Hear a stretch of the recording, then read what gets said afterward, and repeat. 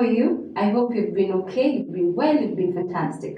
So my name is Teacher Mary, your teacher of English, and today we'll be looking at figures of speech, specifically nouns. Okay? So figures of speech, we have a list of them. We have nouns. What else do we have? Adjectives, prepositions, verbs, adverbs, and so articles, so many. Okay? So today, specifically, we will look at what I'm sure you know, nouns. So what is a noun? Many of you will give me an answer and tell me a noun is a naming word. Yes, you are correct, but there is more to it other than what you know as a naming word. So a noun is a word that names.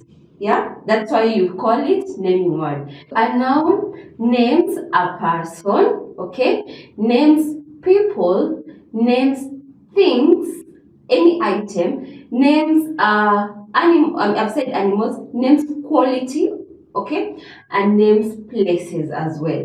Yeah, so that is basically what is a noun. That is what is a noun is. So there's so many different kinds of nouns or categories, okay? Names of people, names of places, names of quality, names of emotions, names of things, names of animals, and so on and so forth. So we are going to look at the categories or the types of nouns that we have or we should know at least in Form 1. So 1, we have common nouns. We have common nouns. Okay, we have common nouns. We have proper nouns. We have proper nouns. We have abstract nouns. Abstract nouns. We have concrete nouns.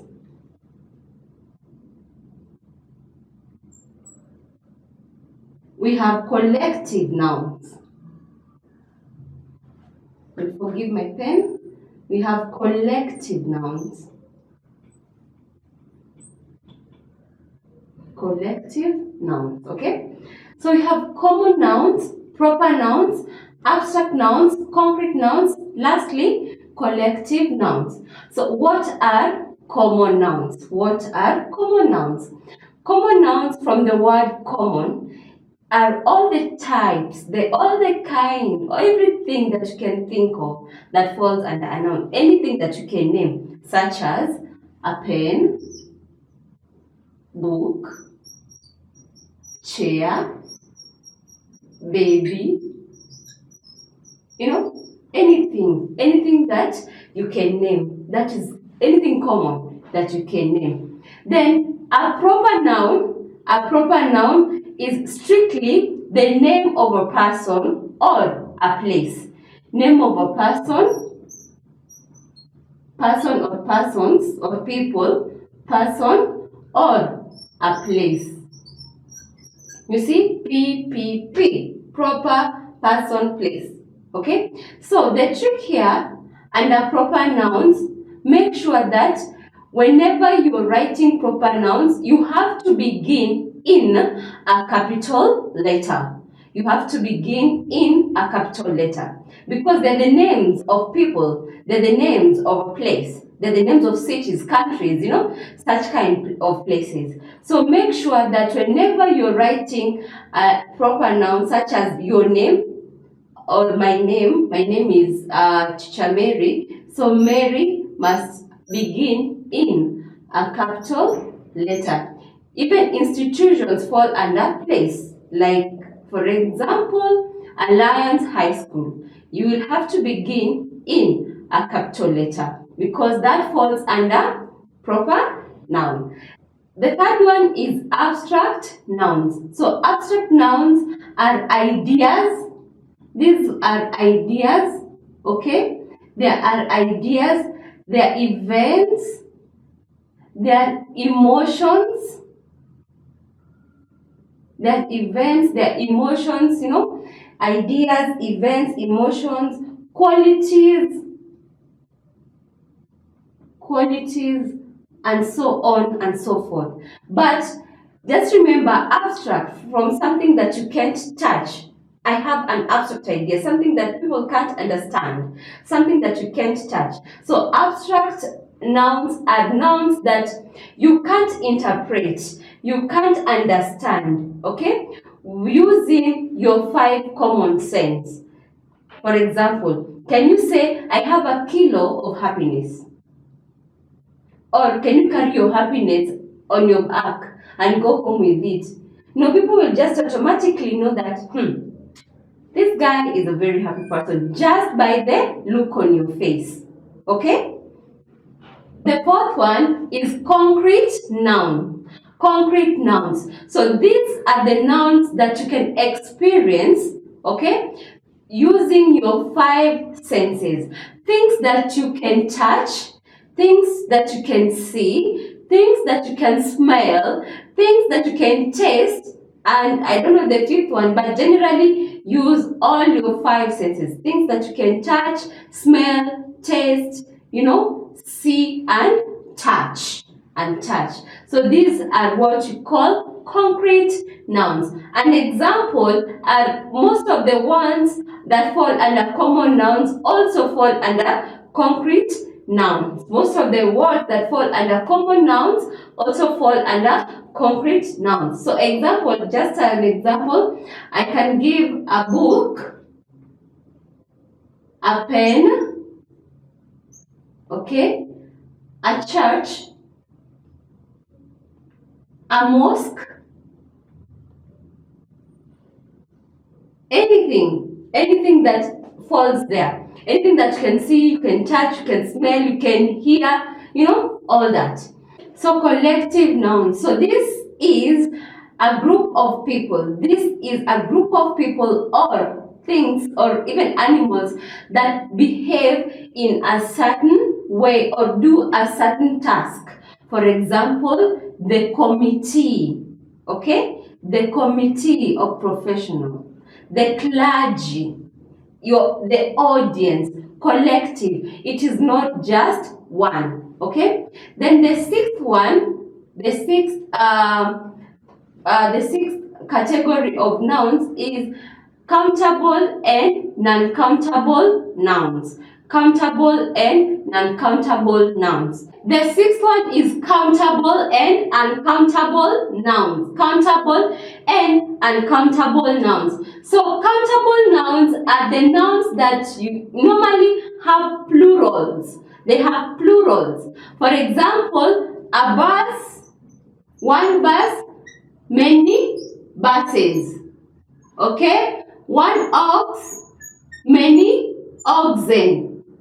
Anything that can be interpreted and has a plural aspect of it usually falls under countable. Then the uncountable ones are the kind of nouns that you can't make them plural because they are already so much. There are so many. For example, these are what falls under uncountable. These are what falls under uncountable nouns. One, we have liquids. We have liquids. For example, you can't say water waters. Okay, scientifically, scientists tend to break the rule a little bit and they can say waters, yeah?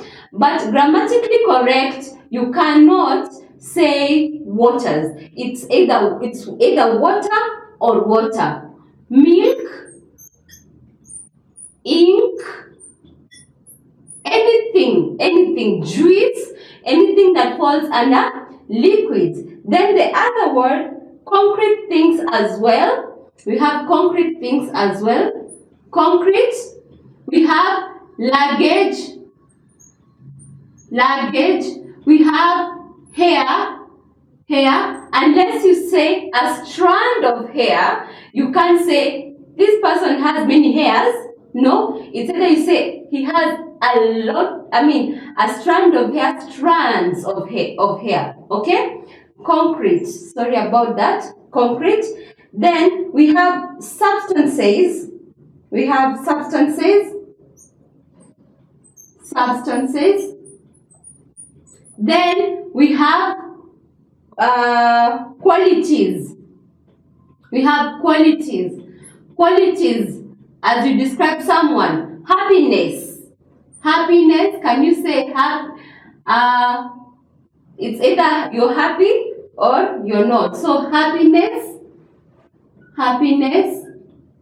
sadness, sorrow, and such like stuff. So these ones here fall under uncountable nouns. And many a times the common nouns that we have discussed earlier usually fall under countable, things that you can give their plural, because most of these they already exist in bulk, so you cannot give their plural nature. For example, we've said liquids, we've said some concretes such as luggage and hair, substances, and qualities such as sorrow, happiness, knowledge, emotions, things like that. You cannot quantify them yet. Okay, so dear learner, you need to revise a lot on nouns, but this is the assignment that I'm giving you. Create a table, and on that table have 6 columns. 6 columns, one that has common nouns, proper nouns, abstract nouns, concrete nouns, collective nouns, then countable and uncountable nouns. 6 columns. So in the 6 columns, what you'll do a treasure hunt or a noun hunt. In your surrounding, look for the words that will fall under the 6 columns. Test yourself, okay? I was your teacher, Miss Mary. Until next time.